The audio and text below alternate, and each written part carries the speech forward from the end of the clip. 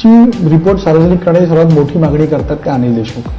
ते वारंवार म्हणतात. त्याचा प्रश्न असा आहे की ते वारंवार म्हणतात की आयोगचे रिपोर्ट सार्वजनिक करावं कारण मला त्याच्यामध्ये क्लीन चिट मिळेल. तुम्ही त्यांना क्लीन चिट दिली आहे का? आता ते म्हणतात क्लीन चिट दिलेली आहे, पण क्लीन चिट असा कुठलाही शब्द प्रयोग माझ्या अहवालात नाही, एवढं मी स्पष्टपणे सांगू शकतो.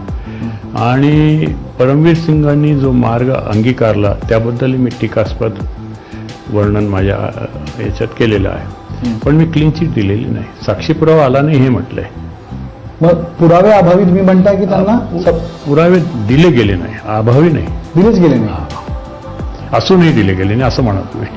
अच्छा, म्हणजे दिले असते तर एक कुठेतरी confusion आलं असतं. काहीतरी घडलं असतं. परमवीर सिंगांनी शपथपत्रात सांगितल्यानंतर की मी जी काही माहिती सांगितलेली आहे ती ऐकीव स्वरूपाची होती, त्यांचे ॲडव्होकेटनं त्याच्यावर सही केली. मग मी म्हटलं असं चालणार नाही, ॲफिडेव्हिट व्यवस्थित करा, त्यांनी ते केलं.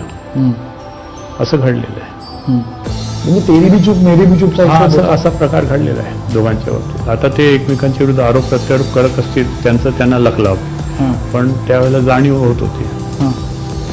त्यांनी जर प्रयत्न जर केला असता तर काही घडलं असतं या प्रकरणात. सर, या सगळ्या बाबींमध्ये एक ज्ञानेश्वरी बंगल्याचा उल्लेख